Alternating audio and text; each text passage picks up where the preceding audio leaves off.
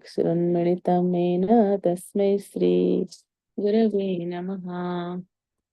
We'll continue reading Srila Prabhupada Lilamrita book. Then the intermission came, and Swamiji wanted to go to the toilet room, and I went along and helped him, turning on the water in the sink, getting a paper towel for him. Doing these little services for Swamiji seemed like the perfection of my life. There was something so great about him that just doing those things was my perfection, and I felt like I was protecting him, like I was his personal bodyguard. Coming up on the subway, I had shown him how the subway worked and answered his questions. It all seemed very intimate. Anyway, we went back upstairs to our seats, and Burton Green came right up to Swamiji saying, Swamiji, are you happy? Are you comfortable? Do you like it? And Swamiji was very polite and said yes. Then Burton said, now the second part is coming. I interrupted and tried to say that Swamiji is very tired and he takes rest at 10. It was already after 10.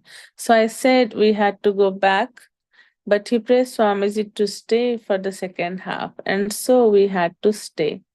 Then the poets came out and recited poetry. We were there until 11:30, and then we had to ride back on the subway. But a few weeks later, I learned that Prabhupada had another reason for going to town hall. He was thinking of renting it for a temple, and he wanted to see it. The Gate Theatre was a small auditorium on 2nd Avenue, about 10 blocks north of the storefront. Satswarupa. We rented a Gate Theatre for one night. It was a dark place, painted all black. The theater was almost empty. We had an easel on stage with a painting of the Panchatattva. Swamiji spoke and his talk became very technical. Pointing and referring back to the painting, he described each member of the Panchatattva. He first explained that Lord Chaitanya is the Supreme Personality of Godhead, appearing as a pure devotee. Lord Nityananda to the right of Lord Chaitanya in his first expansion, and to the right of Lord Nityananda is Advaita, who is incarnation of the Supreme Lord. To the left of Lord Chaitanya, he said, is Gadadhar, the internal energy, and Shivas is the perfect devotee. During the talk, I was thinking that this was maybe too elevated for the audience, but I was sitting close beside Swamiji and like that the devotees was really enjoying being with him. After the gate engagement, Swamiji and his disciples agreed that it was a waste of time trying to rent theaters. It was better to go to Tompkins Square Park. That was the best place for attracting people and did not cost anything. It was 11 p.m. and only one light was on in Swamiji's apartment. In the kitchenette, Swamiji was staying up teaching Kirtanananda and Brahmananda how to cook because the next day, Sunday, they would be holding a feast for the public. Kirtanananda had suggested it be advertised as a love feast, and Swamiji had adopted the name, although some thought it sounded strange at first to hear him say love feast. The devotees had put up posters around the neighborhood and had made a sign for the window of the storefront, and Swamiji had said he would cook enough for at least 50 people. He said the love feast should become an important part of ISKCON. As he had explained many times, food offered to Krishna becomes spiritual, and whoever eats the prasadam receives great spiritual benefit. Prasadam meant mercy. His two helpers stood respectfully beside him, sometimes stepping back out of his way as he moved and sometimes looking over his shoulder as he mixed spices or set a pan over the flame or called for another ingredient. He was stirring a big pot of sweet rice with a wooden spoon. It had to be stirred constantly and slowly adding milk.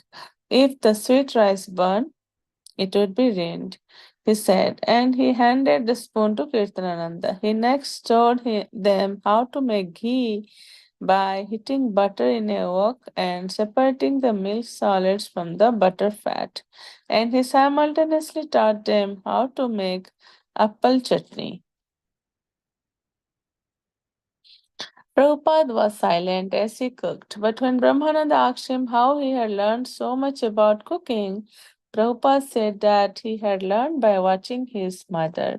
He laughed and said it had not been like it is in the West, where you take a lump of flesh from your refrigerator, throw it in a pan, boil it, sprinkle it with salt, and then eat like an animal. And in Korea, he said they eat dogs, but human beings should eat grains, fruits, vegetables, and milk, and the cow especially should not be killed.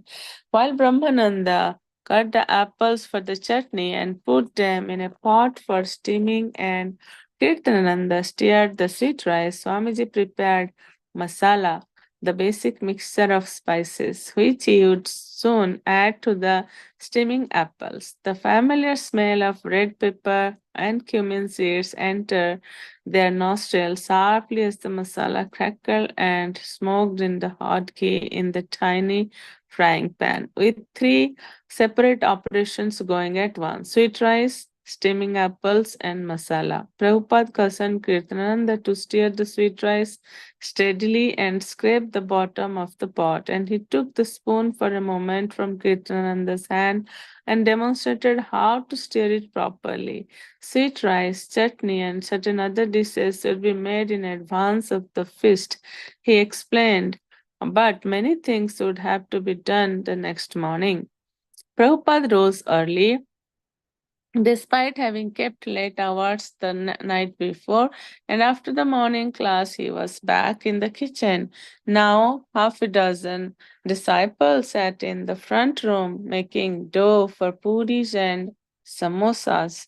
He had shown them how to make the dough, and Umapati had kneaded for a while by pounding the soft dough with his fist, but Brahmananda was better at it, sucking the weight of his wrestler's body onto the large lump of dough.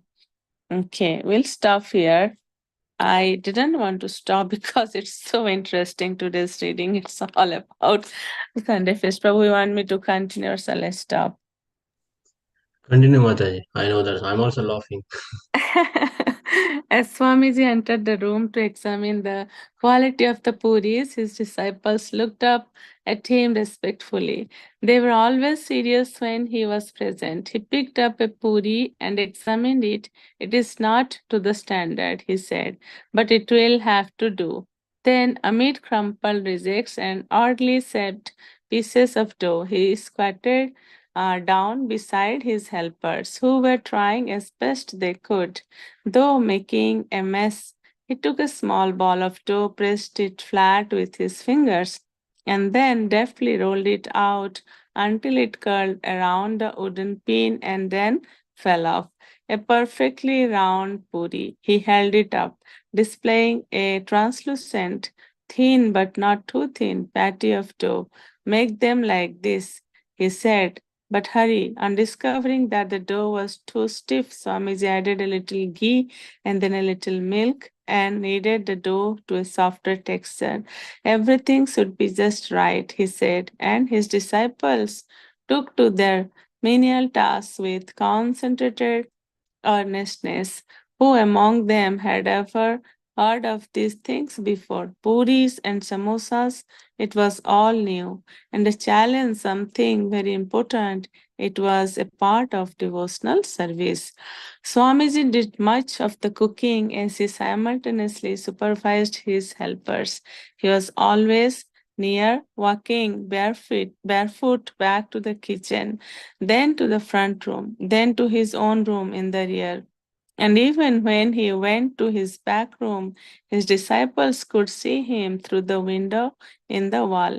Swamiji saw each of the nearly 1 dozen dishes through its final stages, and his disciples carried them into the front room in pots one by one and placed them before the picture of Lord Chaitanya. There was halwa, dal, two sabjis, fancy rice, puris, samosas, sweet rice, apple chutney, and gulab jamuns or sweet balls, ISKCON bullets. Prabhupada had personally spent much time slowly deep frying the sweet balls on a low heat until they had turned golden brown and full.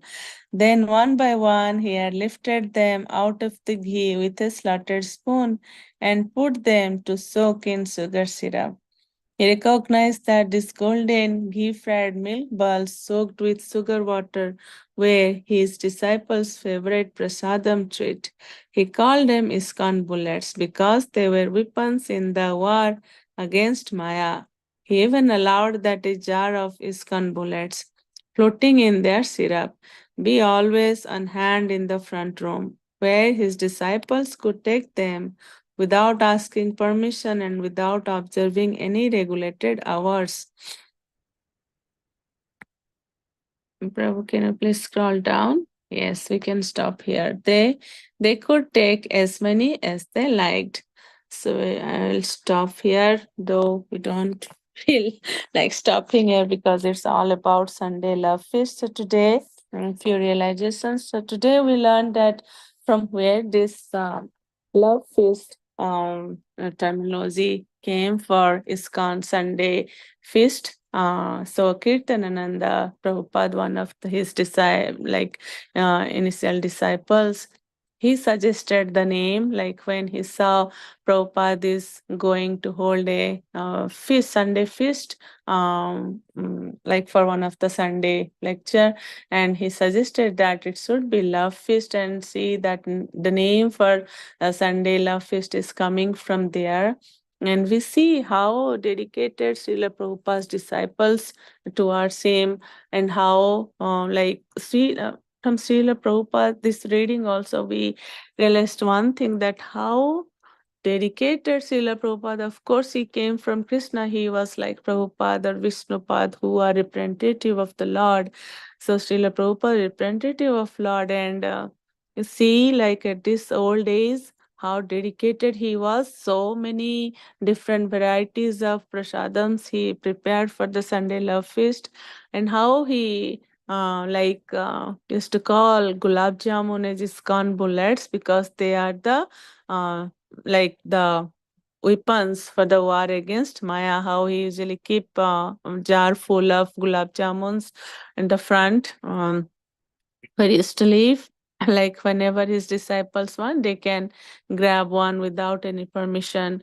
And how Srila Prabhupada teaching every single thing to his disciples because they were so new to this custom, we can say, like because most of the cooking Prabhupada was doing was Indian cooking, and how they didn't know anything, but still they were learning everything. So that's what we need in devotional service, even though we don't have any qualification. But if we just simply surrender ourselves to our spiritual master and to the Supreme Lord and hear everything, very two important things, like everything very attentively and very submissively, then only we can gradually progress in bhakti. Then only our through service only. This is you see like how dedicated Srila Prabhupada was for the Sunday feast. It's not like, it's mentioned that how Sunday feast is the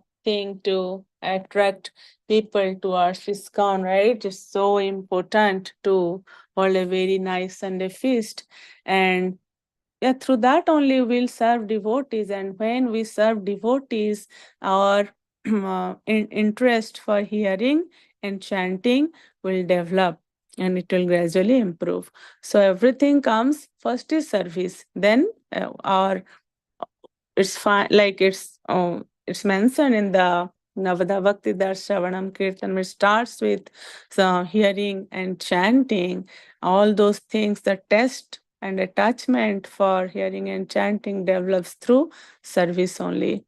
We see like how many different varieties of so many varieties of preparation. Srila Prabhupada, most of the cooking he was doing by himself. We have to understand in that small kitchen how Srila Prabhupada was handling all those things, and how also they realized that theaters holding kirtans and classes at theaters are not that useful in comparison to doing that in the Tompkins Park. So, uh, yes, that few of the realizations from today's reading. We can go